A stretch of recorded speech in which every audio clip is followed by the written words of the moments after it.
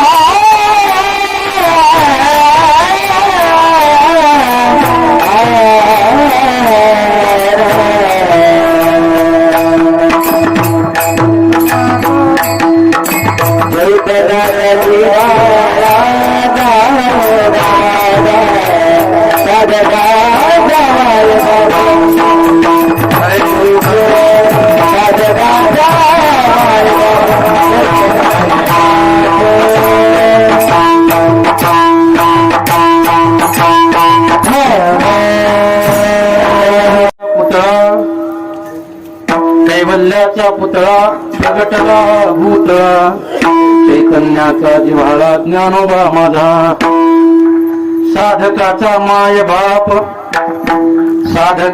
माय बाप दृष्णे हरे ताप सर्वाभूती सुखरूप ज्ञानोबा माझा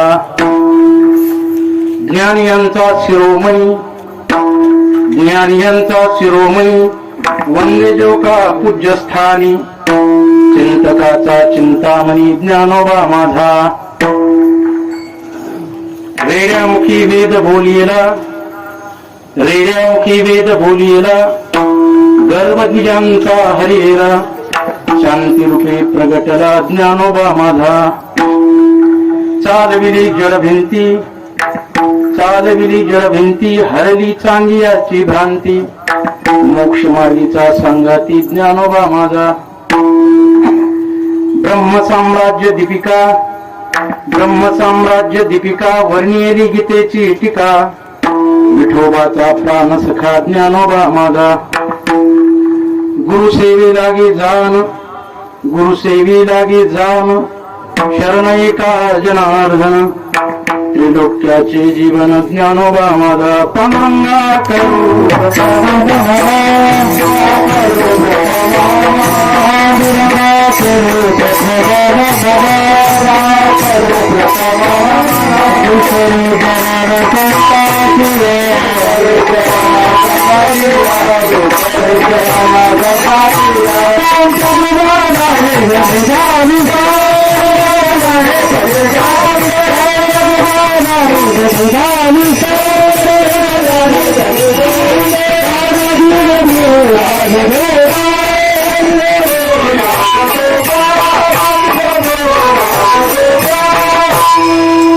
पांडुरंगा करू प्रथम मन दुसरे चरण संताचिया त्यांच्या कृपादाने कथेचा विस्तारो बाबाजी सद्गुरुदास तुका ओम नमो ज्ञानेश्वरा करुणा करा दयाळा तुमचा अनुग्रह राधलो पावन झालो चराचरी नमो सद्गुरु तुकया ज्ञानदीपा नमो सद्गुरु सच्चिदानंद रूपा नमो सद्गुरु भक्त कल्याण मूर्ती नमो सद्गुरु भास्करा पूर्ण कीर्ती मनुष्याकृती राघवे ख्याती केली शिळा शिखरे सागरे तारेली तुका स्वामी हा पूर्ण ब्रह्म प्रकाशी जय रक्षिले निर्जीवा का गदासी महाराजा जन्मला मृत्युलोकी दुजीव उपमाना लोकी वज्रकाले नमो नित्यं सरस्वते नमो नमः वेद वेदांग वेदांत विद्यास्थानेभ्य एव च जय जय देवी चराचर सारे कुटील विशोभित मुक्त हारे वीणा पुस्तिक रंजित हस्ते भगवती भारती देवी नमस्ते कृष्णाय वासुदेवाय देवकी नंदनाय च नंद गोप कुमाराय गोविंदाय नमो नमः गोविंदाय नमो नमः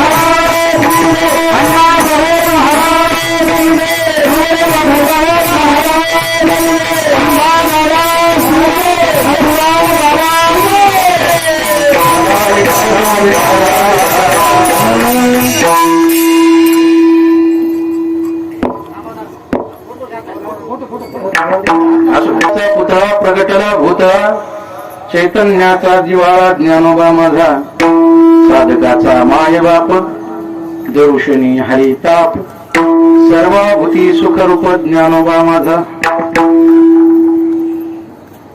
माऊली महावैष्णव कैवल्य साम्राज्य चक्रवर्ती ज्ञानोबा राय यांचा समाधी सोहळा या उत्सवासाठी या आपल्या अनेक पिढ्यानपिढ्या जे आपण परमार्थाची वाटचाल करत आहोत असं आपल्या सर्वांचं गुरुघर ज्यांच्यामुळं आपल्या परिसराला नव्हे या महाराष्ट्राला आज परमार्थाची दिशा मिळाली. विचार करा, दिंडी क्रमांक 15 म्हणजे माऊलींच्या किती जवळ असणार आहे ती मंडळी, आणि आपण त्या परंपरेचे पाईक आहोत. या वालुरकर फळाची जी स्थापना आहे म्हणजे अण्णासाहेब महाराज वालुरकर, भाऊसाहेब महाराज वालुरकर, संभादादा मानवतकर, त्यानंतर आज ही जी परंपरा आपल्या खांद्यावर घेऊन परंपरेचं ओझ साधन असतं बरं का. अहो साधा विचार करा, जे पद आतापर्यंत भोगण्याची अपेक्षा होती आणि त्या पदावर बसल्याच्या नंतर किती काटे असतात आणि किती काटे रुततात. ज्या वेळेला बाणेदार शब्दात बोलणारे माणसं त्यांची मान ज्या वेळेला दुखतं ना त्यावेळेला कळतं ही पद काय असतं, परंपरा काय असते. या परंपरेला पुढे घेऊन जाणारे आम्हाला ज्यांच्या कृपाशीर्वादानं हा परमार्थ घडतो असे गुरुवर्य श्री हबप पुरुषोत्तम महाराज वालुरकर. आज आपण या फळावरती मला वाटतं 3ऱ्या दिवसाची सेवा आहे का नाही, 3ऱ्या दिवसाच्या सेवेमध्ये आहोत. अतिशय प्रेमानं उत्साहानं या कार्यक्रमात सहभागी होणारे सर्व आपल्या परिसरातले ग्रामस्थ. त्या पत्रिकेत नाव वाचले 28 का 30 पर्यंत आहेत. म्हणजे 2 गावं जास्त सांगतो मी, म्हणजे जे राहिलेत है का नाही 40 गाव आहेत है ना. असे सर्व परिसरातून वारकरी मंडळी. मी तर म्हणतो, मी महाराजांच्या परंपरेबद्दल बोललो, म्हणजे आपल्या गुरु परंपरेबद्दल बोललो, पण या ठिकाणी जे सेवेसाठी येतात ना, त्यांची पण एक प्रकारची परंपरा पिढ्यानपिढ्या पुढे चालूच आहे. बघा ना, मी इथं आल्याच्या नंतर आपले लक्ष्मण महाराज मृदंगाचारी जे फडाचे, ते म्हणजे आता माझा मुलगा आहे पकवाज वाजवतो, म्हणजे पुढच्या पिढीला एक सेवक दिलेला आहे. ह्या प्रत्येक टाळकऱ्यांच्या, आता हे वयस्कर जरी असले तरी यांनी पुढच्या पिढीला आपले सेवक या फडासाठी दिलेले. आमचे सोळंके श्रवणशिष्टमावले आजपर्यंत तेच दिसत होते, हो आज मला त्यांचे चिरंजीव दिसले. म्हणजे त्यांनी काय केलं, आपला भार कमी केला, पुढच्या पिढीवर टाकला, आहे का नाही. अशा पद्धतीने ह्या सर्वच गावाकडून आलेले. आता मी प्रत्येकाचं नाव घेणं म्हणजे आपल्याला कीर्तनाला अभंगही एवढा मोठा आहे की 7 चरणाचा अभंग आहे. आमच्या संस्थेतील सर्व विद्यार्थी, वैकुंठवासी गुरुवर्य मथुराम बाबा केहाळकर वारकरी शिक्षण पाठशाळा आळंदीमध्ये लॉकडाऊन असतानाही आमच्या विद्यार्थ्यांच्या आई वडिलांनी माझ्यावर विश्वास ठेवला आणि मीही कुठलाही अनुचित प्रकार घडू नये अशी जबाबदारी घेऊन आमचे हे सगळे विद्यार्थी या ठिकाणी उपस्थित आहेत. खरं तर परमार्थ असाच असतो, देह जावो अथवा राहो पांडुरंगी दृढ भाऊ. आज वैश्विक महामारी आहे. आपल्याच घरातले कित्येक लोक या महामारीच्या काळामध्ये कोण्या ना कोण्या संकटात गेलेत. बघा, याच्या अगोदर 2020 आणि 21 हे वर्षच असे आहेत की या वर्षामध्ये चलता चलता माणसं गेले, बोलता बोलता माणसं गेले. आपले सवंगडी, आपले सोबती, असे कित्येक जण. आता काही लोक इतके विचित्र आहेत स्वभावानं, गेल्याच्या नंतरही चांगलं बोलणार नाही. काय म्हणतात, अशा महामारीमध्ये पापी पापी जातात. पण मला असा विचार येतो, पापी नाहीच जात, देवाला जे आवडतात ते जातात. बघा कसं माहितीये का, देवानीच नियोजन केलं असेल की आपण आपलं, उदाहरण लक्षात घ्या, आपण आपलं घर झाडतो का नाही, झाडत असताना घड्याळ पेन त्या कचऱ्यामध्ये पडलेला असतो, चांगल्या चांगल्या वस्तू पडलेल्या असतात, कधी कधी दागिना पण त्या झाडांमध्ये निघून जातो. तसंच आता देवानं झाडायला सुरुवात केलेली, काही सोन्यासारखी माणसं पण याच्यामध्ये गेले, हे का नाही. हे परमात्म्याच्या सत्तेपुढं कोणालाही काही करता येत नाही. खंत ही वाटते की आम्हाला वारी नाही करता आली. जर का शासनाचे निर्बंध नसते ना, मला माहित आहे आपल्या फळावरले सगळेच माणसं वारीला असते. विठाला विठाला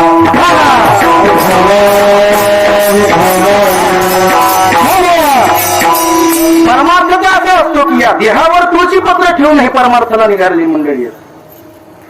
कसा परमार्थ, काल महाराजांशी बोलता बोलता काही गोष्टी माझ्या माहिती पडल्या. असं मी 4-5 वर्ष झाले या ठिकाणी सेवा करतो. घटना अशी आहे, किती वर्षापूर्वीचा काळ होता महाराज, तो 50 रुपये महाराजांच्या खिशात टाकले. किती वर्ष झाले असेल त्या 3 पिढ्या. 50 रुपये, मी तर म्हणतो 50 लाखाची रक्कम असेल ती त्या काळातली. विचार करा, 50 रुपयामध्ये काय येणार येत नसेल. नंतर लक्षात आलं कोणीतरी आपल्या खिशात पैसे टाकले आणि मग त्या बंडीमध्ये हात घातला, बघितलं 50 ची नोट दिसली. तेवढ्यात सांगितलं, जेवण झालेलं होतं, सेवक होते, त्यांना सांगितलं, अरे काळी पेटी घेऊन ये. त्यांना वाटलं जेवण झालं, जातं टोकरायला काळी पेटी लागणार असं. काळी पेटी आणली. काळी पेटी आणल्यावर त्यांनी काय करावं, बंडी काढली आणि त्या बंडीलाच आग लावून दिली. हा परमार्थ. उगीच नाही आपण इथपर्यंत पोहोचलो. विठाला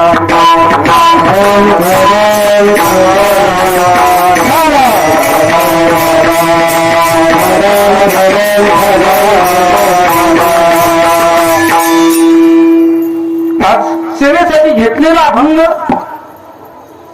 पैठणचे सुप्रसिद्ध साधू शांती ब्रह्मनाथ महाराज यांचा अभंग आहे. अभंग भला मोठा आहे, 7 चरणाचा अभंग आहे. तसं पाहिलं तर संतांचं वर्णन करत असताना संतांचं वर्णन हे शक्य होत नाही. का होत नाही? कारण की संत आणि देव हे अमर्याद असतात आणि त्यांना वर्णन करणारी वाणी ही मर्यादित असते. विठाला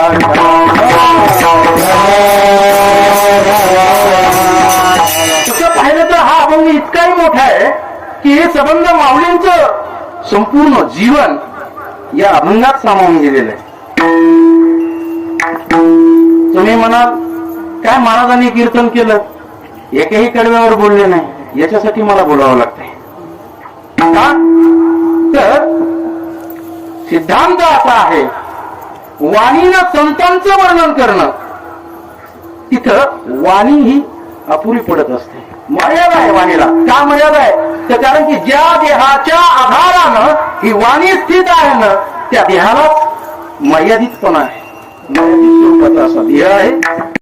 ज्ञानोबरायांच्या विषयी बोलायचं जर झालं तर संबंध संतच नाही, वारकरी संप्रदायातील संत नाही, तर वारकरी संप्रदायातील बाहेरील जे काही कवी लेखक जे आहेत ना, त्यांनी पण माऊलींची स्तुती अशी केली.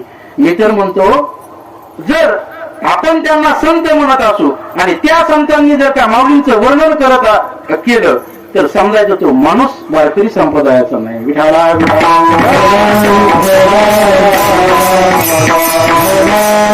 नामदेव महाराजांपासून ते निळोबारायापर्यंत सर्व संतांनी माऊलींच्या विषयी माऊलींचं वर्णन करत असताना एकमुखाने वर्णन केले. बघा, प्रमाण सर्वांना पाठ आहेत, परंतु नामदेव महाराज समकालीन आहेत. आज माऊलींच्या चरित्राविषयी कोणाला शंका घ्यायची गरज नाही. का गरज नाही? तर माऊलींचं चरित्र नामदेव महाराजांनी लिहिलंय आणि शेवटचं माऊलींचं चरित्र निळोबारायांनी लिहिलेलं आहे. विठाला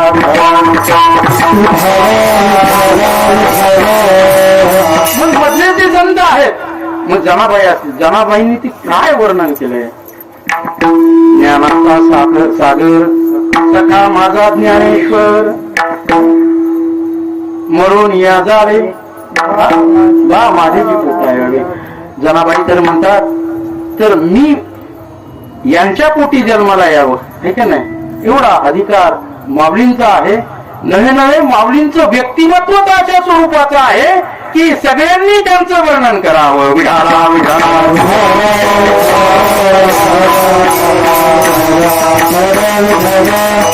त्यांचा जीवनकाळ जर बघितला तर अवघ्या 22 वर्षाचा कालावधी. पण आपण भगवंताचे पोवाडे ऐकले म्हणजे अवर्णनीय विषय ज्या वेळेला वर्णनीय बनतो ना, त्यावेळेला तिथं त्यांचं वर्णन कधी शक्य होत नाही, पूर्ण होत नाही. तुकोबाराय पण म्हणतात ना, काय वानो आता, काय वानो आता न पुढे ही वाणी, वानो आता न पुढे ही वाणी, वानो आता न पुढे वाणी, वानो आता न पुढे ही वाणी.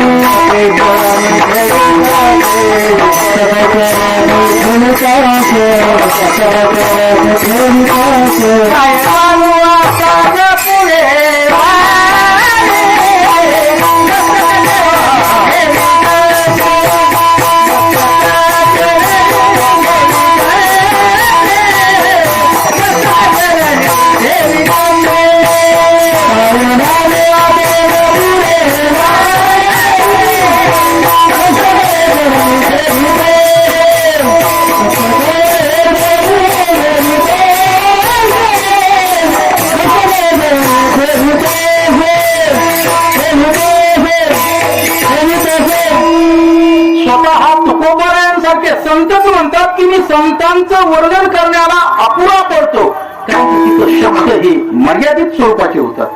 शब्दाला मर्यादा येते.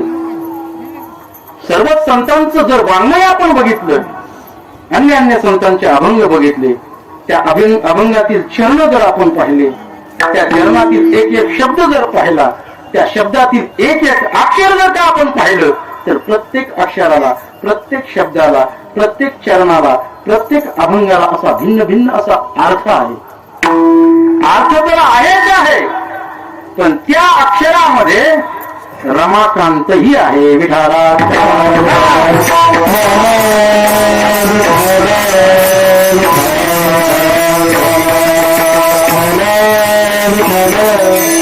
एक एक अक्षरात एक एका अक्षरात आहे माझा रमाकांत तर आहेच आहे, पण त्या कडव्याचा लागत नाही अंत, लागत नाही आपण अर्थ करायला जाणार. अभंगावर विचार करायचा म्हटलं, संतांच्या स्वरूपाचं वर्णन करायचं जर म्हटलं तर स्वतः माऊली म्हणतात, माऊली श्रीगुरूंचं वर्णन प्रत्येक अध्यायामध्ये करत आहे.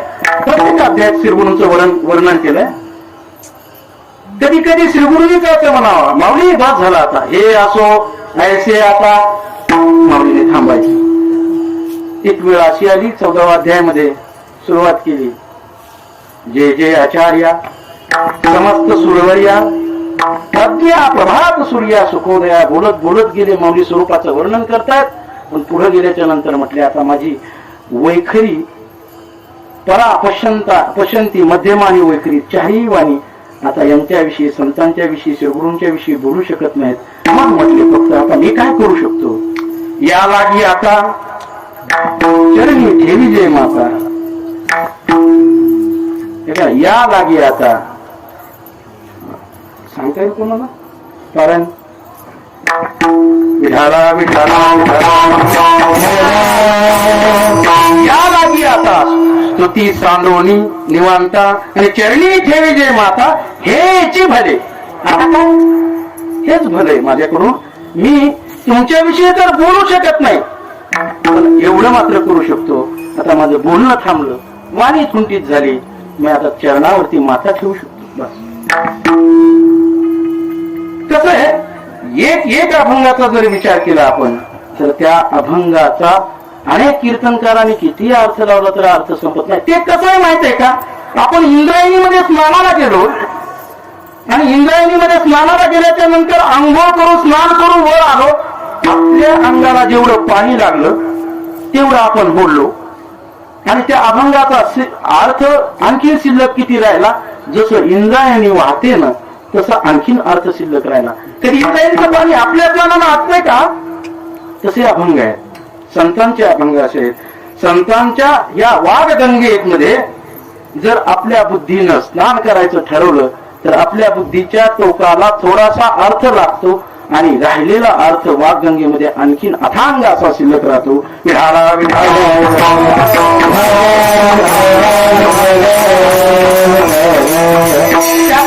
हे संत शांती ब्रह्म एकनाथ महाराजांचा हा अभंग आहे. एकनाथ महाराज म्हणजे त्यांच्या वाङ्मयाच्या विषयी जर बोलायचं झालं तर वारकरी संप्रदायातील सर्व संतांच्या मध्ये नाथ महाराजांचं वाङ्मय विपुल प्रमाणात आहे. विपुल म्हणजे तरी किती प्रमाणात आहे, जवळजवळ 8 ग्रंथ आहेत. भावार्थ रामायण आपल्या इथं चालू आहे ना, भावार्थ रामायण आहे, आणखीन एकनाथी भागवत आहे, गवळणी भारुड, आणखी स्फुट अभंग, चिरंजीव पद, रुक्मिणी स्वयंवर. बर इतर संतांच्या म्हणजे माऊलींच्या ज्ञानेश्वरीचा आणि एकनाथ महाराजांच्या भागवताचा तसा खूप संबंध आहे, खूप संबंध आहे. कधी एकनाथी भागवत जर आपण वाचायला लागलो की असं वाटतं माऊलींचे शब्द परत इथे येत आहेत की काय, विठाला विठाला. गंमत अशी आहे, माऊलींची ओवी वेगळी आहे आणि एकनाथ महाराजांची ओवी वेगळी. माऊलींची ओवी ही हरणाच्या गतीनं पळते आणि नाथ महाराजांची ओवी गजगतीनं पळते, चालते. हे चालणंय आणि हे धावणंय. भागवताच्या पारायणाला एका दिवसाला 7 तासाची बैठक करावी लागते, तेव्हा ते 7 दिवसामध्ये 7 7 49 दिवस लागतात. बर आणि माऊलींचे ज्ञानेश्वरीचं पारायण करायचं म्हटलं, दोन्ही ओव्यातला फरक सांगतो. ती 3.5 मात्र्यामध्ये चालते, हरणाच्या गतीने चालणारी अशी ती ओवी माऊलींची आहे. 3.5 तास, 3.5 तास कोणतरी म्हटलं आहे ना, 3.5 तास लागतात. 3.5 गुणिले 7 मला वाटतंय 24 तासामध्ये पूर्ण ज्ञानेश्वरीचं पारायण होतं. तुकोबारायांच्या गाथ्याच्या पारायणाला दिवसाची बैठक 5 तासाची करावी लागते. म्हणजे 5×7=35, एकूण 35 तास गाथेच्या पारायणाला लागतात. त्यातली त्यात नाथ महाराज बोलत असताना काही शिल्लक ठेवत नाही. तर भावार्थ रामायणामध्ये बघा ना, एका प्रसंगाचा भाव प्रगट करत असताना 15-15, 20-20 ओळी भार आलेला असं शब्दरचना नाथ महाराजांची शब्दप्रभू आहेत. जणू काय नाथ महाराज म्हणजे ते नाथ सागरच आहेत. विठाला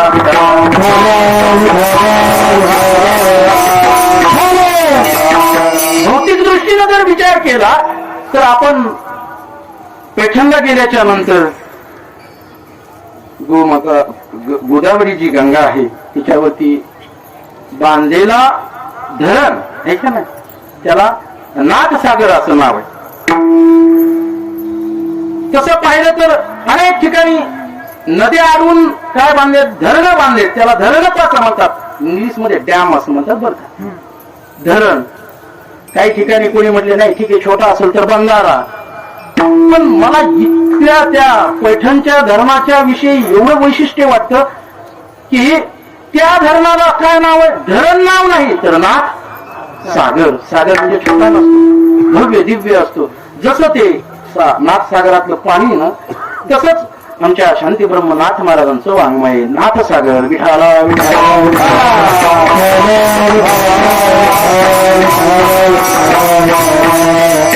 संतांचं वर्णन हे वाणीचा विषयच ठरू शकत नाही, कारण ती वाणी ही अपुरी पडत असते. आणि त्या वाणीमध्ये त्या वाणीचं वर्णन करण्याचा विषय संत कधी होतात तर संत ज्या वेळेला आपल्या स्थितीला सोडून ते तुम्हा आम्हासाठी खाली येतात. म्हणजे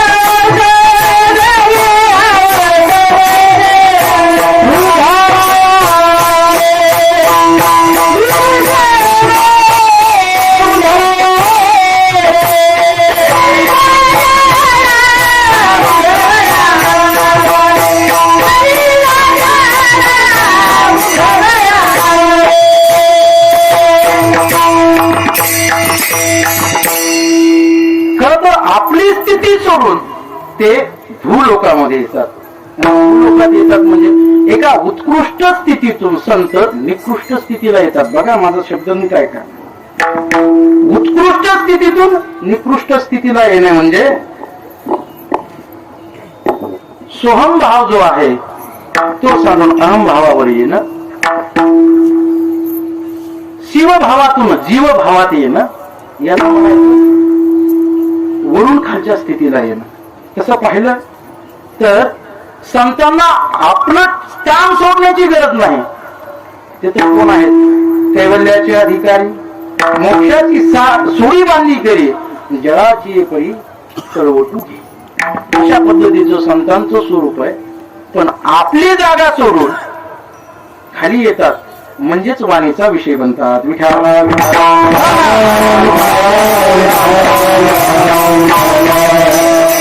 मर्यादित स्थितीमधून मर्यादित होतात म्हणूनच ते वाणीचे विषय ठरतात. आणि वाणीचा विषय ठरणं म्हणजे त्यांचं वर्णनाचा विषय ठरणं. संतांच्या बाबतीत जर विचार केला आपण, उत्कृष्ट स्थितीतून निकृष्ट स्थितीत येणं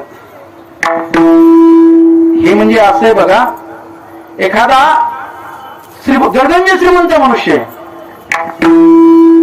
गरगंज श्रीमंती आहे, बसायला 1.5 कोटीच्या गाड्या आहेत, मर्सिडीज, BMW, तुम्हाला नाव जास्त पाठायचं ऑडी झाले, इतकेच नाव आहेत त्या महागड्या गाड्याचे. अशा भारी भारी गाड्यामध्ये फिरणारा आणि त्याच्यावरती दैवयोगाने अशी वेळ यावी आपण असं त्यांना पाहावं की ते सायकलवर फिरतात.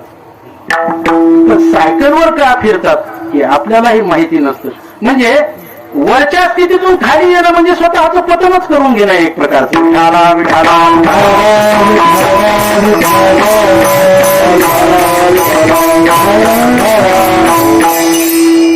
म्हणजे शिवभावातून जीवभावात आले आणि तुमच्या आमच्या वाणीचा विषय झाले असे ते संत. बर हे आले ते कसं आपलं थोर पण सांगलं हे नाही, थोडी व सांदिली आपुल्या परिशी हे का नाही, परिसानं आपला थोरपणा बाजूला ठेवून त्यानेच लोखंडाकडे आल्यासारखं आहे. विठाला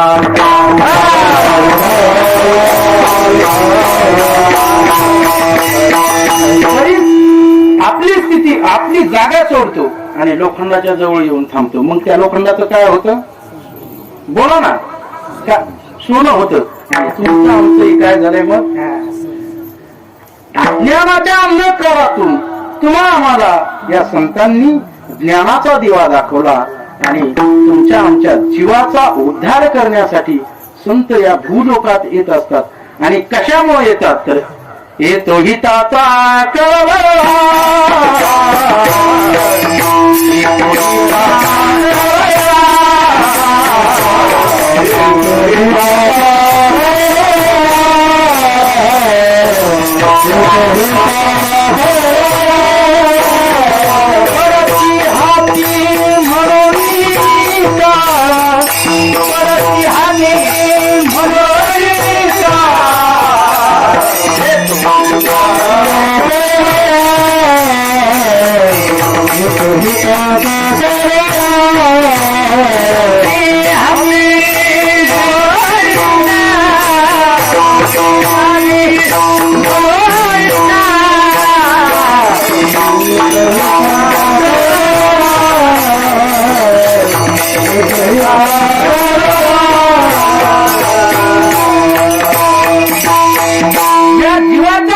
करण्यासाठी जग हे काळाच्या घाईत चाललेलं आहे हे पाहून संतांना कळवळा आला आणि हिताचा कळवळा आला.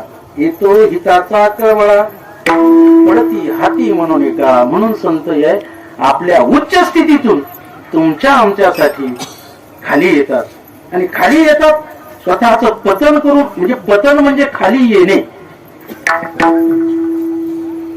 खाली आल्याच्या नंतर मग तुम्हा आम्हा सोबत राहत असताना संतांच्या जीवनामध्ये काय परिस्थिती निर्माण होते फक्त त्यांना आपल्या चरित्रातून हे दाखवून द्यायचंय की तुम्हीही अशा पद्धतीनं परमार्थ करू शकता. विठाला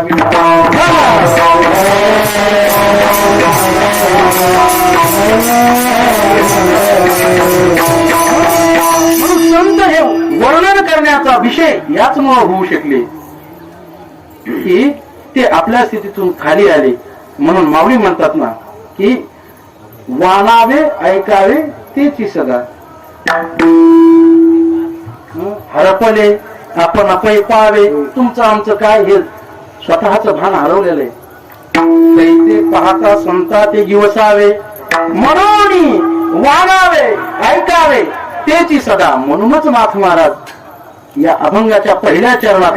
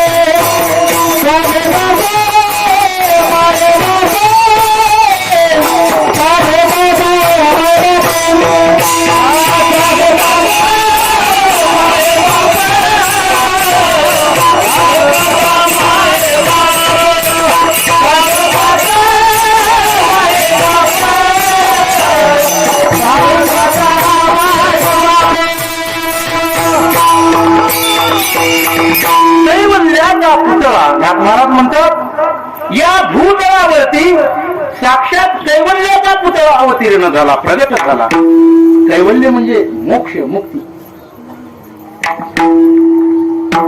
आपण स्वतःला बांधून घेतले, विषयासक्त झालो, प्रपंचामध्ये गुरफाटून गेलो आणि या जीवाला याच्यातून मुक्ती हवी म्हणून स्वतः ज्ञानोबा या भूलोकामध्ये मोक्षाचं पुतळाच, मुक्तीचा पुतळाच म्हणून अवतीर्ण झाले.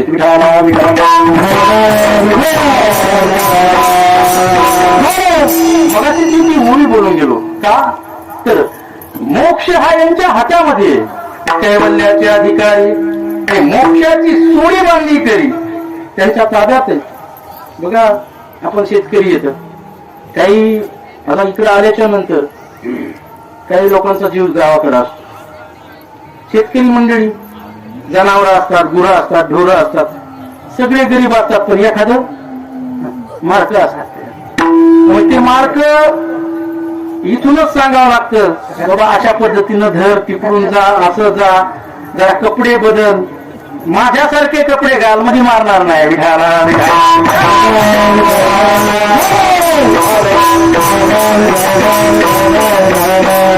मुक्ती हा विषय जो आहे ना, हा संतांच्या ताब्यातला. मग तुम्हाला मला सांगतील असं जाऊ नको, तसं जा, म्हणजे तुला मिळेल. साक्षात कैवल्याचा पुतळाच म्हणून अवतीर्ण झालेले हे संत ज्ञानोबा यांचं वर्णन नाथ महाराज करतात. या भूलोकावरती प्रगट झाले असं म्हणतात. मला असा विचार येतो की ह्या भूलोकावर येणारे जे आहेत हे तीन आहेत. विठाला एक आहेत संत, दुसरे आहेत देव आणि तिसरा आहे जीव. प्रत्येकाच्या येण्याला वेगळे वेगळे नाव आहेत बरं का, प्रत्येकाच्या येण्याला वेगळं वेगळं नाव आहे. जीव येतो त्याला जन्म असं म्हटलंय, संत येतात त्याला अवतार असं म्हटलंय आणि देव येतात त्यांना प्रगट होणं असं म्हटलंय. मला नाथ महाराजांनी इथं प्रगट हा शब्द उल्लेख केला, इतर कुठेही संतांच्या येण्याला प्रगट हा उल्लेख दिसत नाही. संत त्यांच्याबद्दल बोलत असताना किंवा जीवाच्या बद्दल बघा, जीव येतो तसं तर परिच्छा प्रारब्ध, स्वइच्छा प्रारब्ध आणि अनिच्छा प्रारब्ध असे आहेत. स्वइच्छेने येतो तो देव येतो, परिच्छेने येतो ते संत येतात. परिच्छा म्हणजे कोणाची इच्छा आहे, या जगाची इच्छा आहे, तुम्हाला मला त्यांची आवश्यकता आहे. स्वइच्छेने येतात, परिच्छेने येतात आणि अनिच्छेनं आपल्याला येण्याची इच्छा जरी नसली तिकडून ढकलला की इकडं पडला विठाला.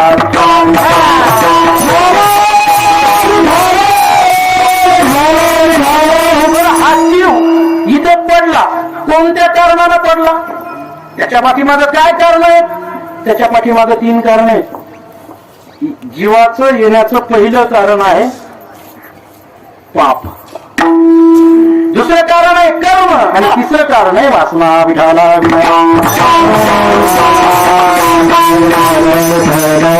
पाप पुण्य करून जन्मा येतो प्राणी आहे का नाही. नरदेहा येऊन हानी केली, त्यांनी जे चांगलं केलं असं नाही, त्यांनी खरं तर मुक्त व्हायला पाहिजे होतं, पण इथे येऊन काय केली, हानी केली. ना अशा हानी करणारासाठी कैवल्याचा पुतळा प्रगटला, भूतळा, त्यांना मोक्ष देण्यासाठी कैवल्याचा पुतळा हानी केली आहे की नाही, नरदेहा येऊन हानी केली. त्याचं कारण काय? पहिलं तर पाप, हे की नाही. दुसरं कारण आहे कर्म. कागा कर्मी जय उरावे, सुख दुःखी फळावे, मग भोगावया यावे देहा एका. कर्म संपवत असताना या कर्माची गती गहन आहे. गहनो कर्मना गती ही बोलता येईल. किम कर्म येते.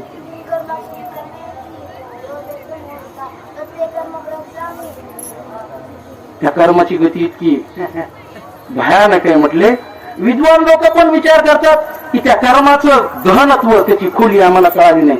कारण कर्म करायला गेले की पुन्हा आणखी ते प्रारब्ध आणि संचित रूपाला पुढे सरकत राहते. म्हणून कर्माचा शेवट करणं इतकं कठीण आहे की त्या कर्माचा शेवट झाल्याशिवाय मुक्तीच मिळत नाही. आणि कर्म शिल्लक राहतं. मग ते संचित कर्म आणि प्रारब्ध कर्म हे म्हणजे कसं आहे माहितीये का? कर्मही सुरू आहे बर का. आपल्या सोप्या भाषेत सांगतो जरा. काम तर करायचं, ऊसाला दारी धरायचे, शेती पिकवायची, आणि मग पैसे येतात. पैसे आले की बँकेत ठेवले जातात आणि बँकेतून पुन्हा खर्चायचे. जर काम थांबवलं ना तर पैसे यायचे थांबतील, पुन्हा बँकेत जायचं गरज नाही. म्हणजे कर्म, प्रारब्ध कर्म, संचित कर्म आणि क्रियामान कर्म अशा पद्धतीनं क्रियामानच संपवलं ना तर पुन्हा जन्म नाही. परंतु आपण क्रियामान संपवत नाही, त्यामुळं पुन्हा जन्माला यावं लागतं. आगा कर्मी जे उरावे, उरलेलं कर्म भोगण्यासाठी पुन्हा जन्माला यावं लागतं. हे दुसरं कारण आहे. तिसरं कारण वासना. जीवाची वासना शिल्लक राहते. जीव हा कधीही परिपूर्ण नाही होत बर का. मरायला जरी आला तरी त्याची वासना कुठं ना कुठं गुंतलेली असते. विठाला विठाला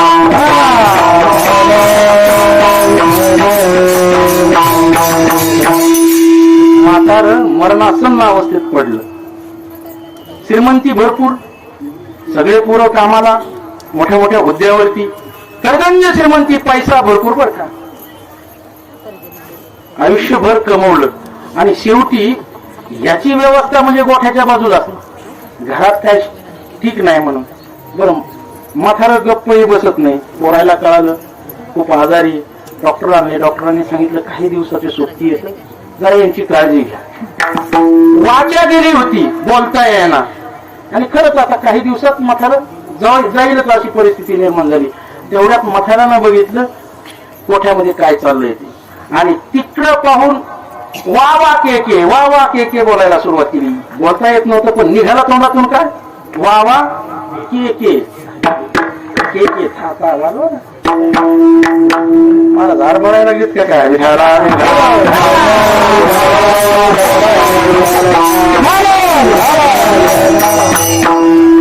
शेतकऱ्याकडं स्वतःच जर का सगळं लकांबळा असेल ना तर मग काय अडचण नाही. नाही तर असं दुसऱ्याला कोणाला म्हणलं कसं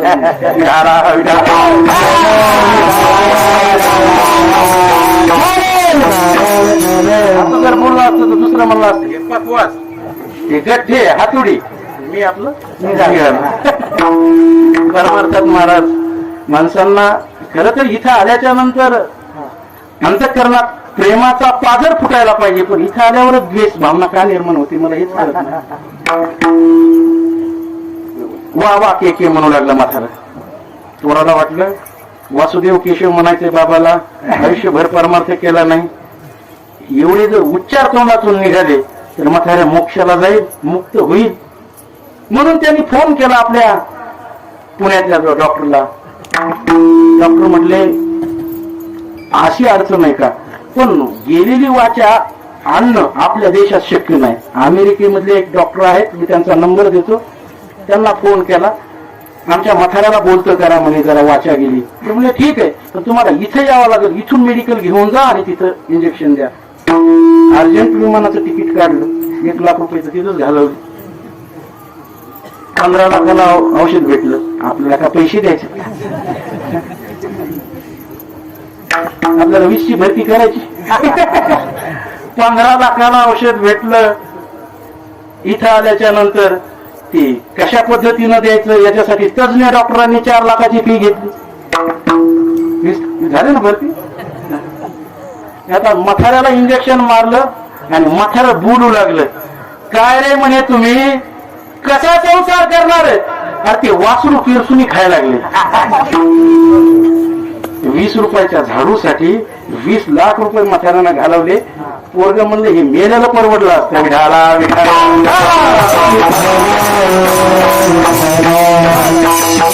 मरायची वेळ आली तरी वाचल्या कोणतरीच आहे. पुन्हा ते झाडू मारायला तिथे येईल ना. लोक म्हणतात माझा पुनर्जन्मावर विश्वास आहे बरं का, मला माफ करा, पुनर्जन्मावर विश्वास आहे. काही काही लोक म्हणतात आमच्या घरात बाबा जन्माला आले. आता त्याला बाबा बाबा म्हणून त्याची योग्यता जी, त्याची बुद्धिमत्ता जी, त्याची हुशारी जी ती संपून जाते, त्याला अर्थ बनतं आणि ते घरामध्ये म्हणजे कुठलंच कामे राहत नाही. जे नोकरी आहेत त्यांच्यासाठी नाही बोलायला लागलो, माझं वैयक्तिक बोलायला लागलो. तुम्ही जे मनावर लावून घेऊ नका, हा माझा विचार आहे. आणि तुम्हाला पटलं तर राहू द्या, नाही तर सोडून द्या. विठाला विठाला 5-10 माणसं एका घरात राहतात, एक एकमेकाचं पटत नाही. आता मी तर 2 तासासाठी ते पुनर्जन्म दुसऱ्या त्याच घरामध्ये पुन्हा जन्माला येत असतं असं म्हणतात बरं का, म्हणतात. पण त्याची वासना जर का असल्या किरसुनीमध्ये जर गुंतलेली असत तर गडी म्हणून गुराखी म्हणून पुन्हा कुठंतरी जन्म घेणं, पुन्हा आपल्याच इथं ते झाडायला येईल. विठाला विठाला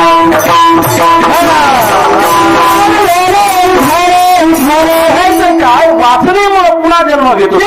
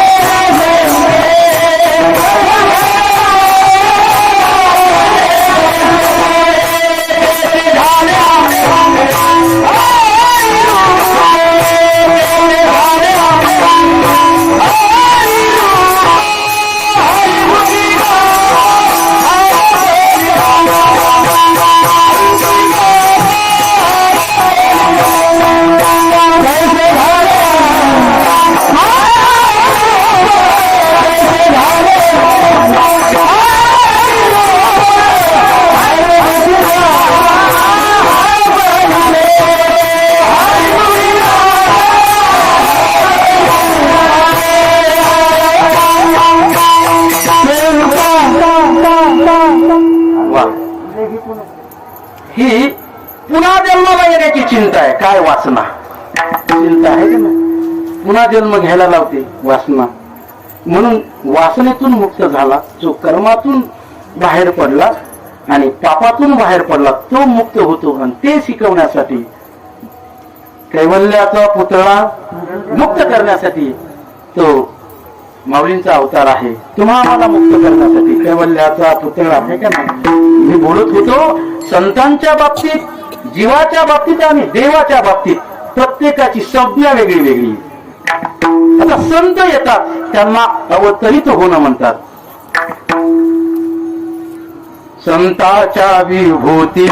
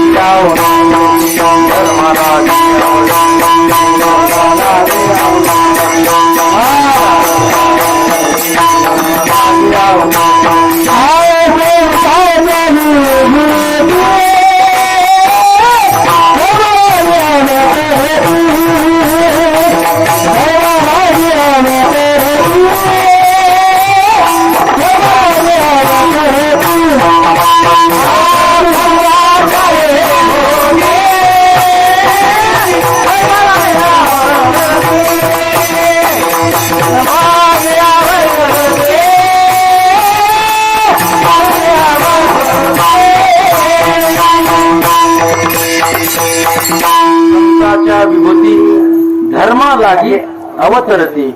धर्म रक्षणा कारणे साधू होताती अवतीर्णे. अवतीर्णे म्हणजे वरून खाली येणे बरं का, खाली येणे. मग अशी बोललो मी. अवतरती या शब्दाचा व्याकरणानं जर का विचार केला, अवतरण तरती अशा धातूपासून हा अवतरती हा शब्द झाला. तरती म्हणजे तरुण जाणे आणि अव उपसर्ग लागल्यामुळे वरून ते खाली येणे. विठाला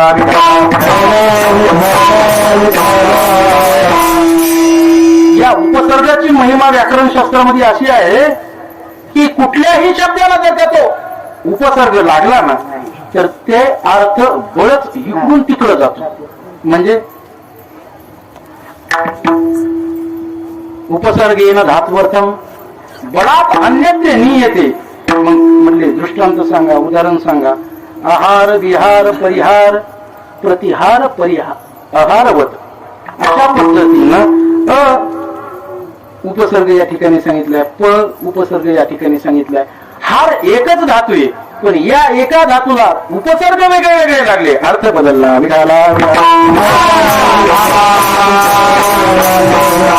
तरुण जाणे हा शब्द आहे तर ती त्याला आवच हा उपसर्ग लागल्यामुळे तो वरून खाली येणे आहे. आणि वरून खाली येतात ते संत स्वतः तुकोबाराय सांगतात, आम्ही कुठून आलो? आम्ही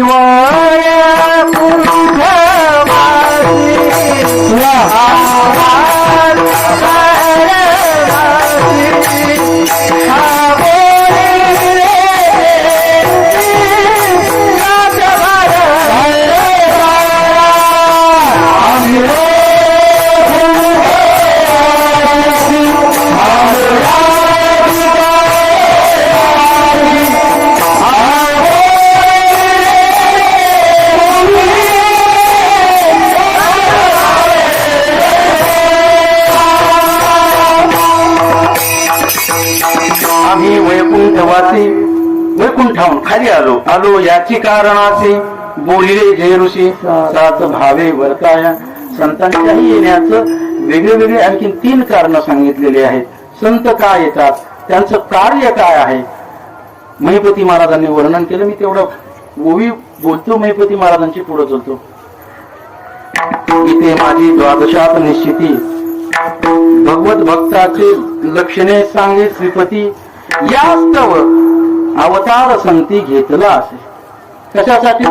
तर गीतेमध्ये वर्णन केलेले जे भगवत भक्तांचे लक्षण आहेत ते लक्षण या भूलोकामध्ये वर्तन करून दाखवण्यासाठी संत अवतार घेत असतात, जो महिपती महाराज सांगतात. त्याचं उदाहरण सांगायचं म्हटलं तर गीतेमधील 12व्या अध्यायातील 13व्या श्लोकापासून अद्वेष्टा सर्वभूतानां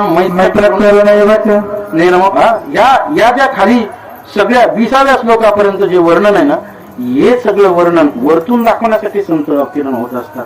जगत उद्धार करण्यासाठी अवतीर्ण होत असतात. आणि तिसरं धनीवरी घ्यावे हरीचे गुण आणि हरिनामा ह्या तुम्हा आम्हाला नामस्मरण करण्यासाठी, नामस्मरणाचा उपदेश सांगण्यासाठी संत अवतीर्ण होत असतात. हरिभजनी जग. मग अशाने काय होतं? चुकविला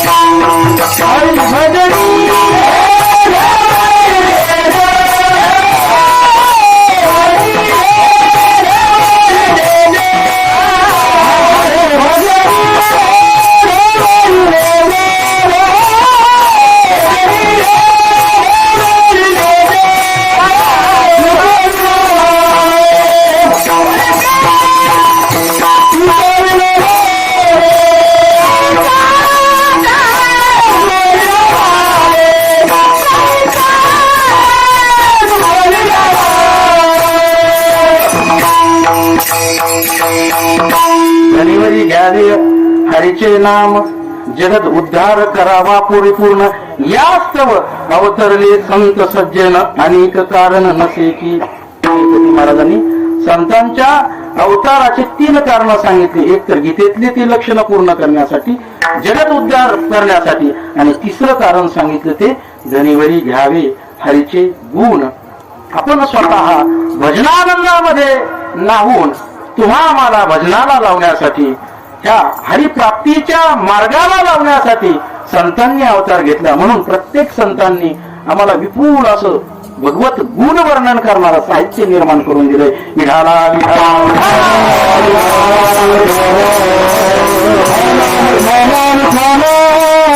संतांचा अवतार, पण संताबद्दल प्रगट होणं नाही, ते देवाबद्दल आहे. देवाबद्दल प्रगट होणं. मीराबाई म्हणतात प्रगट भयो भगवान गोकुल में, प्रगट भयो भगवान. बरं, ह्या देवाचं येण्याचं कारण जे आहे ना, देवाचं आणि संतांच्या कारणामध्ये फार जमीन आसमानचा फरक आहे. देव या भूलोकामध्ये येतात तर त्याचं कारण आहे काय?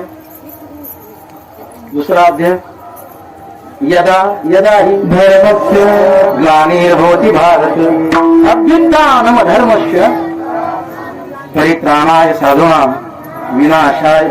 मला इथं थांबायचं. विनाशाय दुष्ट संत आणि देवामध्ये मोठी दरी निर्माण झालेली दिसते. विठाला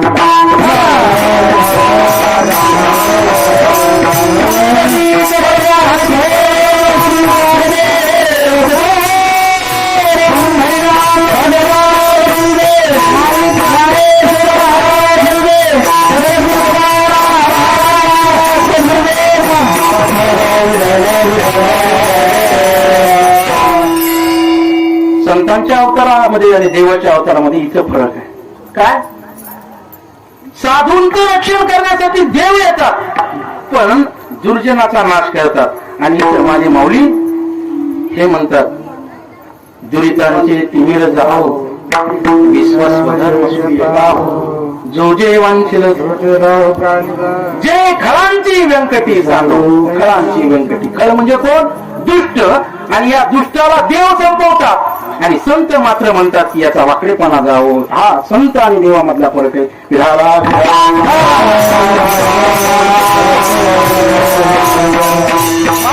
प्रतिज्ञाचे आनंदाचे आवारू लावू जगा. ठीक आहे नाही? माऊली म्हणतात मी या जगतामध्ये काय करीन? ब्रह्मविद्येचा सुकाळ करीन. आनंदाचे आवारू मांडू जगा. सर्व जग हे मला आनंदित झालेलं पाहिजे. त्यांनी एकमेकाची प्रेमानं वागलेलं पाहिजे. भूता परस्परे जडो. एक दुसऱ्याकडे पाहून गुरुगुरु पाहू नये. भूता परस्परे जडो मैत्र देवाची. मैत्रीनं या जगतातील सर्व प्राणी मात्र नांदो. ही संतांची आणि माझ्या ज्ञानोबरायांची अपेक्षा आहे.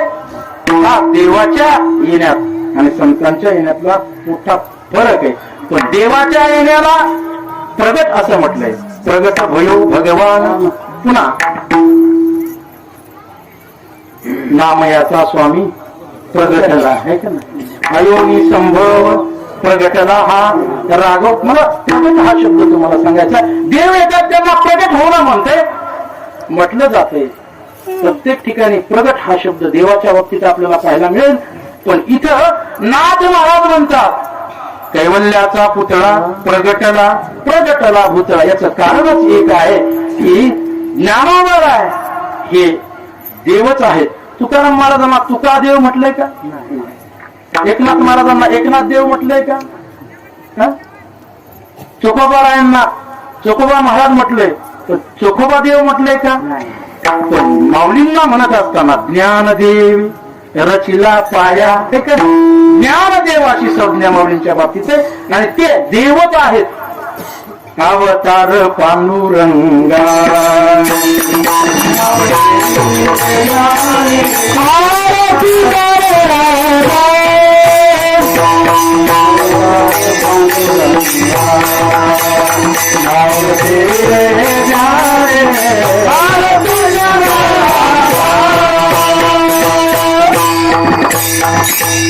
माऊली म्हणजे साक्षात पांडुरंगाचेच अवतार आहेत. नवे नवे भगवान श्रीकृष्णाचेच अवतार आहेत आणि प्रगटही झाले त्याच मुहूर्तावरती. शके 1157 कृष्णवद्य अष्टमी गुरुवारचा दिवस आहे आणि या दिवशी माऊलींचा अवतार माऊली प्रगट झाली. म्हणून इतर संतांच्या बाबतीत प्रगट हा शब्द उल्लेख नाही, पण माऊलींच्या बाबतीत मात्र प्रगट हा शब्द आहे. अवतार पण आहे आणि प्रगट पण आहे. कारण की नामदेव महाराज ब्रह्ममूर्ती संत जगी अवतरले हे कोणाला म्हणतात? तत्कालीन मुक्ताबाई, सोपान काका, निवृत्तीनाथ महाराज आणि ज्ञानदेव यांनाच ते म्हणतात, यांनाच उद्देशून म्हणतात. म्हणजे माऊलींच्या याला अवतार घेतला ही म्हणता येईल आणि ते प्रगट झाले ही म्हणता येईल. याही पलीकडे जाऊन नाथ महाराज म्हणले ते तर कैवल्याचे काय आहेत? पुतळे आहेत, मुक्तीचे पुतळे आहेत. ते तुम्हाला मुक्ती देण्यासाठी या भूलोकामध्ये अवतीर्ण झाले, भूतळावरती आले. आणि चैतन्याचा तर ती जिव्हाळाच आहे. चैतन्याचा जिव्हाळा म्हणजे इथं सामासिक शब्दाचा जर विचार केला, चैतन्य वेगळं जिव्हाळा वेगळा नाही, चैतन्याचाच असलेला अशा प्रकारचा जिव्हाळा. कोण कोणाचा जिव्हाळा विचार करा तुम्ही. बघा, माशाचा पाणी हा जिव्हाळा आहे. जिव्हाळा असलं म्हणजे त्याच्याशिवाय जीवन जगता नाही येणं, याला जिव्हाळा म्हणतात.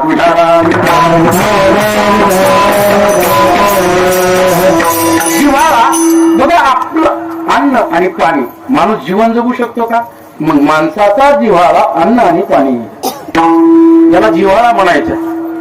आणि चैतन्य हे पोरकं झालं होतं बरं का बाबा, चैतन्य हे पोरकं झालं होतं.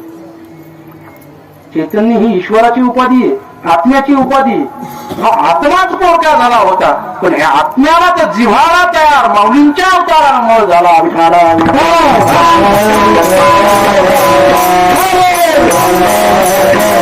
ही माऊलींची श्रीमंती आहे, ज्ञानोबारायांची श्रीमंती. बरं, हे संत आपल्या आपल्या स्थानावर आहेत, पण तुमच्या आमच्यासाठी कशा पद्धतीने आले? जसं रानामध्ये कामासाठी महिला मंडळी जातात, घरी लहान लेकरू असतं, नीट आहे का? घरी लहान लेकरू आहे, पेचं लेकरू आहे, पेनं सोडलं नाही आणि ती रानाला कामाला जाते.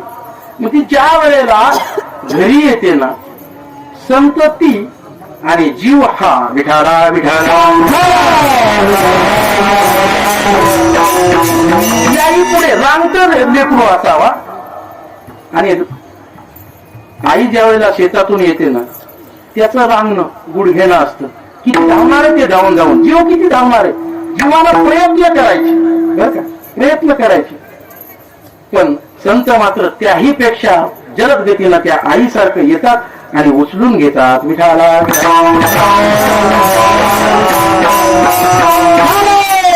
म्हणून त्या चैतन्याला जिव्हाळा असा प्राप्त झाला आहे. आणि नाथ महाराज म्हणतात, ज्ञानोबा माझा, माझा हा शब्द आहे, लक्षात घ्या. माझा हा आपुलकी वाचक असणारा शब्द आहे बर का. भावार्थ महाराज, माझा हा शब्द आपुलकी वाचक आहे, आपलेपणा वाचक आहे, आपलेपणा दाखवणारा शब्द आहे.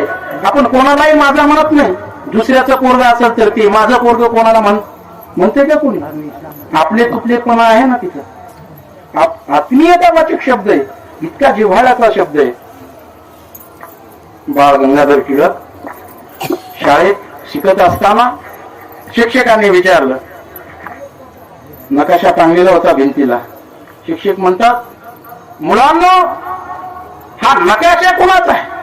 हा नकाशा कुठला आहे? त्याच्यातलं एक पोरग इंग्लिश मीडियमचं होतं. सर हा नकाशा इंडियाचा आहे. म्हणजे बस खाली. दुसऱ्याला उठवलं, अरे नकाशा कोणाचा आहे सांग. ते म्हणलं, गुरुजी हा नकाशा भारत देशाचा आहे. कदाचित ते RSS मधलं असं. तिसऱ्याला विचारलंय, बाळा हा नकाशा कुठला आहे, कोणाचा आहे? ते म्हटलं, सर हा नकाशा हिंदुस्थानचा आहे. म्हणजे ते जरा धर्मस्वाभिमानी होत. मग सर रागवले, सरांचं समाधान नाही झालं. सर म्हणजे बस खाली. बाळ गंगाधर टिळक तिथं होते. सर मी सांगू नकाशा कोणाचा आहे? सांग बरं. तेवढ्यात बाळ गंगाधर टिळकांनी तिथूनच सांगायचं ना नकाशा कोणाचा आहे. ते ताड ताड करत त्या नकाशापाशी आले. भिंतीवर टांगलेला तो नकाशा होता. एक हात नकाशाला लावला आणि दुसरा हात छातीला लावला आणि म्हणतात, गुरुजी हा नकाशा माझ्या देशाचा आहे. माझेपणा, ज्ञानोबा माझा, हे का नाही, सर्वांनाच माऊली ही माझे वाटतात. त्याचं कारणच आहे ते आईचं हृदय. आजपर्यंत तुम्हा मला ज्ञान मिळालं, उपनिषदातून मिळालं, वेदातून मिळालं, पण असा जिव्हाळा नव्हता मिळाला. बघा माऊलींनी जो जिव्हाळा दिला ना, चैतन्याला जिव्हाळा जो प्राप्त करून दिला, तर त्या जिव्हाळ्याचा परिणाम बघा. एक उदाहरण तुम्हाला सांगतो. मी मुंबईला गेलो, त्या सिग्नल वरती एक माणूस भीक मागत होता. गाडीत जो होता ना त्याने काय केलं, त्या दिवशी नेमकं आता हात पुढे केलाय, सिग्नलला गाडी थांबलेली, तेवढ्यात त्यांनी खिशामध्ये हात घालायला सुरुवात केली. याला आशा वाटली काहीतरी मिळणार आहे आपल्याला, पण बघितलं तर यांनी पॉकेटच आणलं नव्हतं. अशा भूत नजरेला तो भिकारी त्याच्याकडे बघत होता, हात पुढे केलेला आहे. आणि त्या गाडी मालकानं काय केलं, त्याच्या हातात हात घेतला. म्हणजे माफ कर, मला तुला पैसे द्यायचे होते, तुझी अपेक्षा होती, पण मी तुला पैसे देऊ शकत नाही, माझं पॉकेट घरी राहिलं. त्याच्या डोळ्याला पाणी आलं. रडायला, का रे म्हणे, का रडतो, तुला पैसे पाहिजेत का, काय अडचणी आहेत का तुझ्या, भीक मागतो म्हणजे त्याच्या अडचणीच असणार ना. तर तो म्हटला, 40 वर्ष झालं मी या ठिकाणी भीक मागतो, नको म्हणले मला तुमचे पैसे, कितीही पैसे असतील तर मला नको. आजपर्यंत पैसे देणारे अनेक भेटले, 10,000 हजार रुपये माझ्या हातात ठेवले दयेपोटी काही लोकांनी, पण आजपर्यंत माझा हात हातात कोणी घेतला नाही. डोळ्यात पाणी आलं होतं त्याच्या. तुम्हा आम्हाला खरं तर वंचितच होतो, पण तुमच्या आमच्या हातात हात माऊलींनी घेतला आणि तुमचा आमचा उद्धार झाला. विठाला उद्धार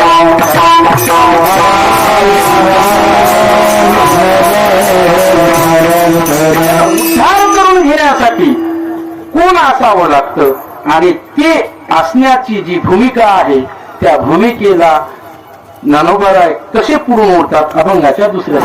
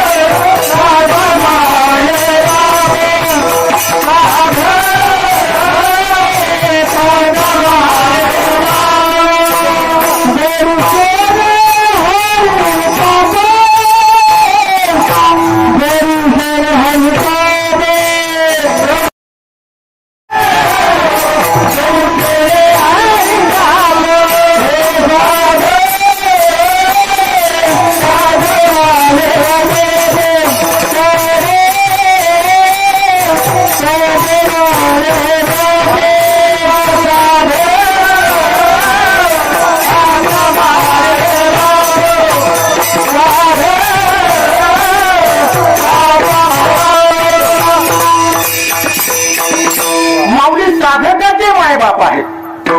साधक म्हणजे कोण, हा साधक प्राणी कोण्या गावाला राहतो, त्याचा पत्ता काय, तो कुठल्या ठिकाणी राहतो. साधक वेदांत शास्त्राने मोक्ष तसा एकच आहे, पण मनुष्य जातीचे काही प्रकार पाडलेले आहेत. विषयी, पामर, जिज्ञासू. ठीक आहे, विषयी हा प्रपंचात रममान झालेला, त्याच्या अलीकडे थोडासा पामर आहे, मूर्ख, त्याला काहीच कळत नाही. त्याच्या पुढचा त्याची प्रगती झालेली थोडा विषयी, त्याच्या पुढे गेला की तो जिज्ञासू, आणि जिज्ञासूच्या नंतर माझा उद्धार कधी होईल या भूमिकेवर, या बोधावलेला जो असतो तो साधक असतो. विठाला विठाला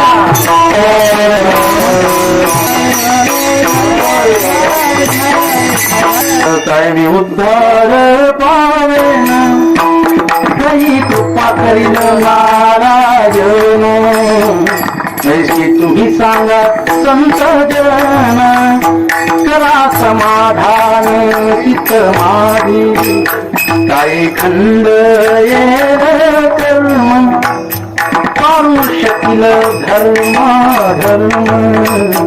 काशयाने धर्म मोरी सम वाट तसे हा साधक काही मी उद्धार पावेन काही कृपा करील नारायण ऐसे तुम्ही सांगा संत जन पुसावेची हिची वाटे जे जे भेटे तया ठीक आहे ना देव कृपा करील म्हणत हा प्रगती झालेला आहे थोडा कामालापासून साधकापर्यंत प्रगतीचा काळ पण देवाची आणखीन भेट नाही झाली आणि अशा साधकांचे माऊली कोण आहेत माय आणि बाप आहेत बघा माय बाप म्हटल्याच्या नंतर फार जिव्हाळ्याचा शब्द आहे बघा आई आणि बाप आई या शब्दामध्येच एवढं काही दडलंय जगतामध्ये तुम्हा आम्हाला हा देह जो आहे ना त्या आईच्या मुळे ते बरं का आईच्या कृपेमुळे आहे वडिलांच्या कृपेमुळे आहे माऊलींना उपमा देत असताना नाथ महाराज माय बापाची उपमा देतात आई हा शब्दच असा आहे आ म्हणजे आत्मा आणि ई म्हणजे ईश्वर सध्या तर असा धुळाच चालू आहे आई माझी मायेचा सागर मला अख्खं पाठ आहे मला म्हणायचं नाही बर का पाठ आहे बाबा बाबा हे पाठ आहे पण मला म्हणायचं नाही आणि म्हणून तर टाकलंय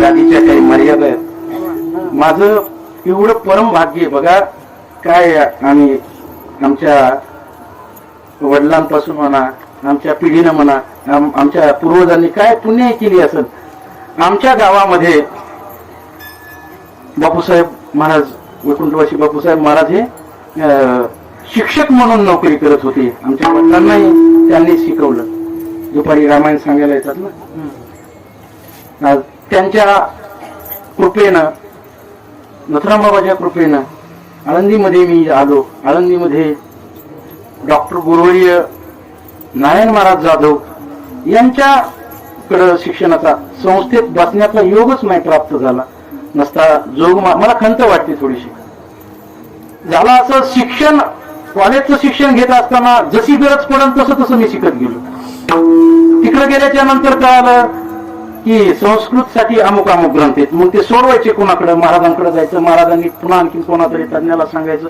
महाराजांचं मार्गदर्शन डॉक्टर गुरुवर्य डॉक्टर नारायण महाराज जाधव अशा पद्धतीनं हा एक असा प्रवास तर त्यातले त्यात पुन्हा फळ परंपरेची पुन्हा आणखी एक नातं जुटलं दिंडी क्रमांक 30 वारकरी संप्रदायाचे आदरणीय बाबा महाराज सातारकर यांच्यासोबत पकवाल वाजवण्याचं योग म्हणून मला नक्की माहिती की या गादीची आदत काय विठाला विठाला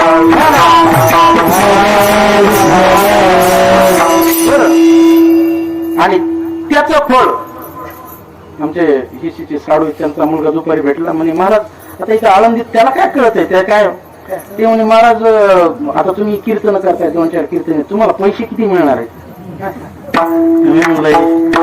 पैसे नाहीत मिळत बाबा पैसे मिळवण्यासाठी कीर्तन नसतेच करायचे आणि जे मिळतं ना ते पैशाने मोजता येत नाही जे मिळतं ते पैशाने मोजता येत नाही लॉकडाऊन काळामध्ये महाराज इथं पोहोचू शकत नव्हते पहिल्या लॉकडाऊन मध्ये आपलं प्रस्थानच्या आदल्या दिवशीचं कीर्तन आपल्या फडाचं असतं मंदिरातली सेवा महाराज ती सेवा महाराजांनी फोन करून सांगितलं महाराज तुम्हाला सेवा करायची समाधी समोर किती म्हणून काय बोलावं बोलण्याचे तर त्या दिवशी तो दिवसच नव्हता निस्त्रा डोळ्यातून प्रेमाश्रू वाहत होते काय आपण पुण्य केलं असं 2-3 महिने झालं माऊलींच्या समाधीचं दर्शन नाही मुखही कोणाला माऊलींचं पाहायला मिळालं नाही आणि मला त्या ठिकाणी समोर माऊलींची सेवा माऊलींच्या कुशीत जाऊन सेवा करायला मिळते महाराजांना काल बोललो ते म्हणले असं काय नाही तुमचंच ते भाग्य असेल कदाचित किती मोठेपणा आहे महाराजांचा अशा पद्धतीनं या गादीची मर्यादा आहे मला त्या आई शब्दाची व्याख्या तुम्हाला सांगायची होती. हा म्हणजे आत्मा, ही म्हणजे ईश्वर. बरं, आई ही मायेचा सागर असं पण म्हटलंय. जगतातील अनेक कवींना, अनेक लेखकांना जास्तीत जास्त आईच्या विषयी जास्त सुचलेलं आहे आणि आईच्या विषयी फार लिहिलेलं आहे. चिरकारी म्हणून पुराणामध्ये गौतम ऋषीचा मुलगा आहे आणि गौतम ऋषींनी सांगितलं होतं की तू तुझ्या आईचा वध कर. तू विचारच करत बसला, मी माझ्या आईचा वध का करू? जिनं मला जन्माला घातलाय, जिनं मला मुखात माझ्या घास घातलाय, बाळांते धुतले, काय काय नाही केलं. अहो, जेवता जेवता कधी पोरग हाकतय तर तसंच ती उचलती माता आपलं जेवणाचं ताट बाजूला सारते आणि ती घाणच धुते ना, घाणच असते ना, तर तिला ती घाण वाटत नाही. ही आई असते. आईची व्याख्या करता करता आपण थकून जाऊ, पण आईची व्याख्या करता येणार नाही. सागर म्हटलं, सागराला मर्यादा आहे बाबा. सागर आहे ना, समुद्र जो आहे ना, त्याच्यात काही अवगुण आहे. समुद्र काय करतो? पोटात घेतो आणि पुन्हा मारूनच फेकतो. आई तशी करते का?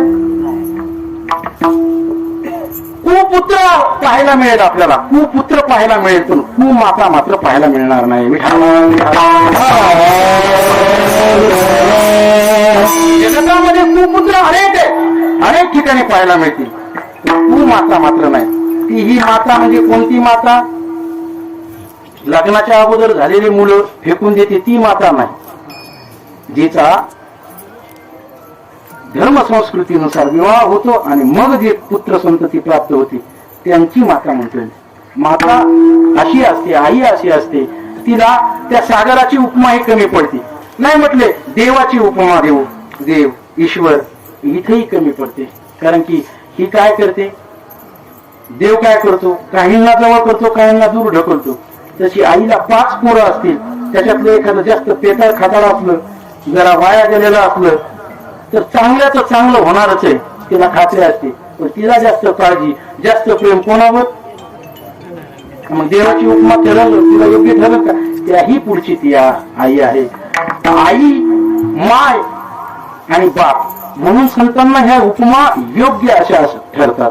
बाप म्हटल्याच्या नंतर आई ही एका दिवसाच्या खाण्यापिण्याची शिदोरीची व्यवस्था करते, पण जीवनाच्या शिदोरीची व्यवस्था करणारा तो बाप असतो. विठाला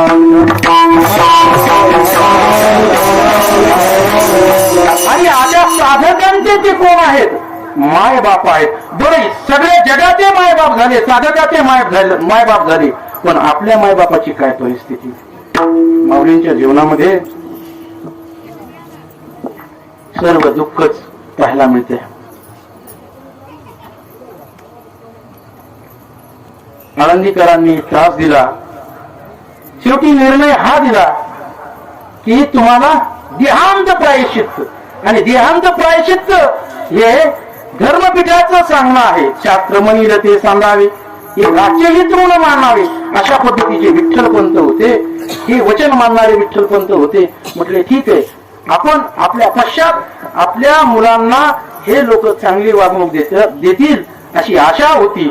आणि त्यांनी ठराव केला रुक्मिणी मातेनी आणि विठ्ठलपंतांनी की आपण काय करू? देहांत प्रायश्चित्त घेऊ. दोघांचा विचार झाला. रात्रीच्याला ही मुलं झोपलेली होती. निवृत्तीनाथ दादाला उठवलं. त्या आईचं हृदय, आई पुन्हा पुन्हा समजावून सांगते, निवृत्ती, अरे मला ज्ञानाची काळजी वाटत नाही, सोपानाची काळजी वाटत नाही, पण मुक्ता जी आहे ना, जरा फटकळे बरं. तुला तर माहित आहे धर्मसभेनं दिलेला निर्णय तो आम्हाला पाळावा लागेल. तू हुशार आहेस, तुला कळतंय, मोठा आहे. समजूत अशा पद्धतीनं निवृत्तीनाथ महाराजांची घालतात. अरे वृत्तीवर नसणारे वचन देतात, तुमच्या पश्चात मी यांचा सांभाळ करेल. वैशिष्ट्य ती रुक्मिणी माता सांगते. बघितलं आपण की कशी बोलते मुक्ता. हिला जर का कोणाला काही टाकून बोललं, एखादा मोठा माणूस जर रागवला तर तुमचे रक्षण कोण करणार आहे? त्याच्यामुळे तिला मात्र आवरा बरं. सोपाना असा आहे, जिथं बस म्हणेल तिथं बसणार. उठ म्हणेल तिथं उठणारा. तर आता यांच्या जेवणाची काळजी तुम्हाला अशी घ्यायची, निवृत्ती तू आणि ज्ञानानं मधुकरी मागायची आणि सोपानाला मुक्तीला सांभाळण्यासाठी इथं ठेवायचं, सिद्धपीठामध्ये ठेवायचं. अशी सगळी व्यवस्था कशी आमच्या नंतर तुम्ही करायची हे सांगितलं. काय त्या निवृत्तीनाथ महाराजांचं अंतःकरण असेल. बाल वयामध्ये ह्या गोष्टी, ह्या जबाबदाऱ्या हो हो म्हणत जायचं. रात्रीचे वेळ झाली, शेवटचा दिवस, देहांत प्रायश्चित्त घेण्यासाठी निघायचंय. त्या चारी भावंड जे झोपलेली होती, निवृत्तीनाथ महाराजाला उठवलं, पुन्हा एकदा समज घातली. मुक्तीच्या मुखावरचं तोंडावरचं पांघरून काढले. पटकन आलिंगन द्यावं, कवटाळून घ्यावा तर जागी होईल. फक्त गालावरूनच हात फिरवण्याचा विचार करते रुक्मिणी माता. या मुक्तीला जर का कोणी पाहिलं तर किती गुंगच पोरगी आहे. कोण असेल हिची आई, हिला सोडून गेली, किती निर्दयी असेल ती, असं चेक मला नाव ठेवी. पण यांचं कल्याण होईल म्हणूनच तर आम्हाला जायचं ना. आम्हाला तर कुठे फिरायला नाही जायचं. शास्त्र म्हणेल ते सांगावे. एकीकडे आपल्या पतीची आज्ञा आहे आणि दुसरीकडे माया त्या मुलांमध्ये गुंतलेली आहे. विठ्ठल पंतांच्या बाबतीत जर विचार केला तर धगधगीत वैराग्य होतं, धगधगीत वैराग्य. त्यानंतर आपल्याला तसं वैराग्य तुकोबरायांच्याच जीवनामध्ये पाहायला मिळतं. बाहेरून आवाज देतात विठ्ठल पंत, रुक्मिणी विचार जर असेल तर माझ्या बरोबर ये. काय काही होत असेल त्यावेळेला. पुन्हा सोपानाच्या गालावरून हात फिरवला. निवृत्तीनाथ महाराजांना तर जागं केलं. माऊलींना पाहिलं. ज्ञानाचा तो पुतळाच होता. पुन्हा सांगते माता, यांना ग्रंथ शिकव, यांना पुराण सांग, कथा सांग, ज्ञान दे. निवृत्तीनाथ महाराजांनी हो हो म्हटले. आणि आता जायची वेळ झाली. बाहेरून आवाज येतो. आता हे म्हणजे कसे होते माहितीये का? त्याग, रुक्मिणी मातेचा त्याग आहे, विठ्ठलपंतांचा त्याग आहे, ही शांती. बाहेर पडले. वर्णन करतात नामदेव मला, त्याग आणि शांती आहे. अशा पद्धतीची ही लहान लहान तिन्ही मुलं त्या सिद्धपीठाच्या खोपीमध्ये ठेवलेत आणि हे पुढे निघतात मायबाप. निवृत्तीनाथ महाराज जोपर्यंत ते दिसेला असे होत नाही तोपर्यंत त्या कुटीच्या, पर्णकुटीच्या पुढे दाराला उभे आणि दिसेनाशे झाल्याच्या नंतर विचार करतात. झोप लागत नाही. दिवा थोडा बारीक केला, आतमध्ये जाऊन चिंतन करतात. रात्रभर झोप नाही, डोळ्याला डोळा नाही. दिवस निघाला म्हणून बाहेर पडले. आता ही उठण्याची वेळ झाली होती. दररोज आपल्याला आई उठवते, पण आज कोणी उठायला नव्हतं. ज्ञानदादाला जाग आली. ज्ञानाने बघितलं निवृत्तीनाथ दादा इथं नाही. सोपान काकाला उठवलं. सोपाना, अरे दादा नाही, कुठे गेलेत? इतक्या लवकर मधुकरीला गेले असतील का? मुक्तीला उठवलं. बघ, अरे दादा नाही. मग ते गडबडीनं त्या पर्णकुटीच्या बाहेर आले आणि बघतात तर सूर्याकडं तोंड करून आपलं मुख सूर्याकडे केले आणि पर्णकुटीकडे पाठ करून बसलेले निवृत्तीनाथ दादा विचार करत होते. डोळे लाल झालेले, रात्रभर रडून रडून कसा यांचा सांभाळ करायचा विचार हाच होता. ज्ञानाला समजवता येईल, सोपानाला समजवता येईल, पण मुक्तीला काय म्हणून समजवायचं? आणि तसंच झालं. ज्ञानाने विचारलं, ज्ञाना दादा, आपले आई बाबा दिसत नाहीत, कुठे गेल्यास? कुठे? ते म्हटले आहेत. आहेत म्हणतात, तर कुठे? तुला विचारून गेलेत का? सोपान काका बोलतात. मुक्ताबाई म्हणतात, दादा तुम्ही लवकर उठलात, खरं सांगा कुठे गेलेत आई बाबा? इतक्या लवकर कधी, कशासाठी म्हणून गेले? ही कोणती वेळ आहे? भिक्षा आणण्याची वेळ आहे का? पुन्हा पुन्हा तोच प्रश्न, पुन्हा पुन्हा तोच प्रश्न. जसा धरणाचा बांध फुटावा तसा शब्द फुटला आणि मुक्ते तुला काय सांगू म्हणे माझे आपले आई बाबा कुठे गेलेत. आता आपले आई बाबा आपल्याला भेटणार नाहीत. आपले आई बाबा आपल्याला भेटायचे असतील तर एकच करावं लागेल, पंढरीला जावं. आता आपले आई बाबा पंढरपूरमध्ये ते विठ्ठल आणि रुक्माई हेच आई बाबा आहेत. आता हा माय बापाला मोठं व्हायचं आणि जगाचं पालकत्व स्वीकारायचं. किती मोठेपणा आहे हा. साधकाचा माय बाप दर्शने हरिताप. जगाचा साधकाचा माय बाप. दुःख सहन करता येतं पण जगाला आनंद देत असताना त्या दुःखाची मात्र बिलकुल आठवण नाही. विठाला विठाला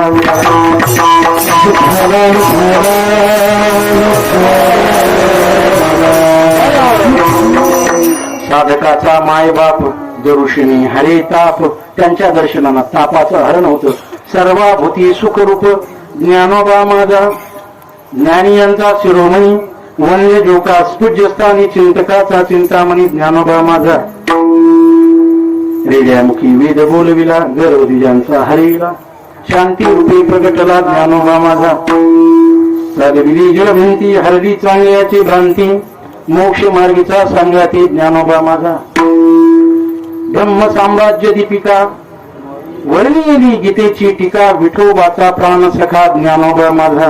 गुरु सेवे लागी जगन्नाथ महाराज म्हणतात एकच करा गुरु सेवे लागी जाण. शरण एका जनार्दन त्रिलोक्याचे जीवन ज्ञानोबा माझा. विठोबा कुमारी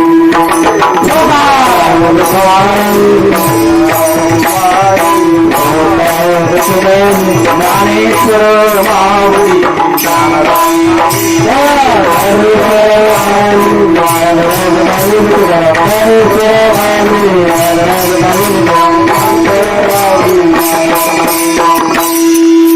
यथामती याचा अवकाश आपल्या ठरलेल्या वेळेमध्ये अभंगावर बोलण्याचा प्रयत्न केला.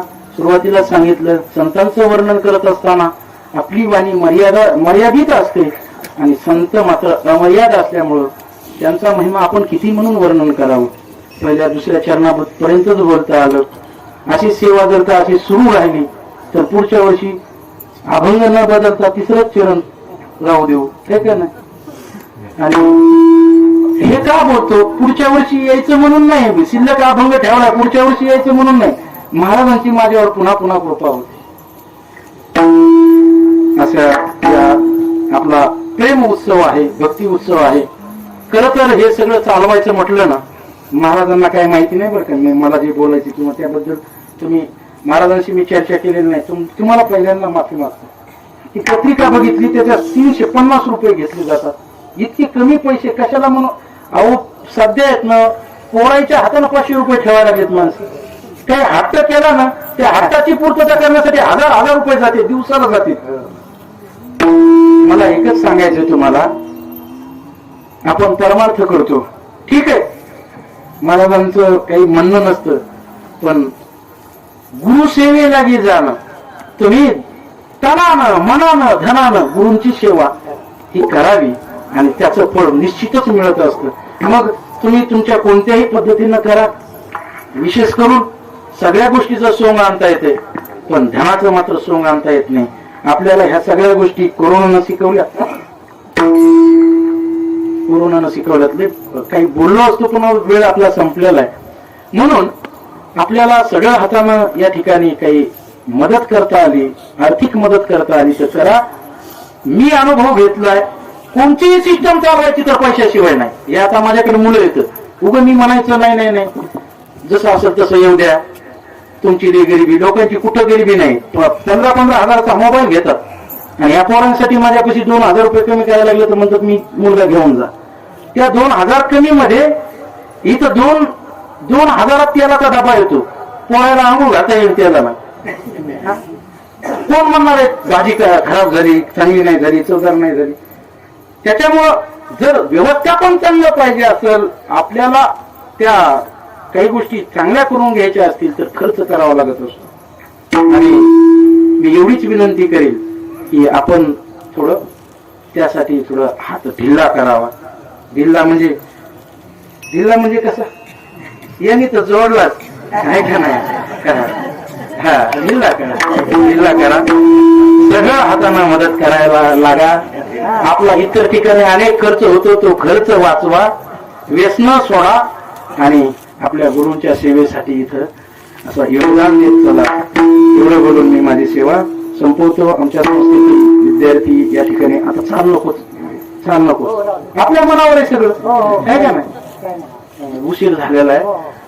मला यांची चेहरे पाहून असं वाटतं की यांना काय कुठपर्यंत ताणावं. आज सकाळपासून दुपार म्हणजे एकही वेळ असं म्हणजे असं व्यर्थ जात नाही आपला परमार्थ आहे का नाही. इथं आल्याच्या नंतर पहिली वसुली परमार्थाची बरं का. कोणीही वेळ मोकळा घालवत नाही. सकाळीपासून संध्याकाळपर्यंत रामायण गाथा भजन. आज तर गाथा भजन खूपच रंगलं म्हणे. आता म्हणजे हे प्रेम आहे खरं तर. ही साधन आहे, भजनाची साधन आहे. हे आम्हाला फळाने शिकवली. कीर्तन म्हटल्याच्या नंतर व्याख्यान नसतं. हे तुम्ही आम्ही केळी मिळी आणि गदारोळी आनंद ही कीर्तनाची भूमिका आहे. जेणेकरून ही मूर्ती ठसावी अंतरी श्रीहरी.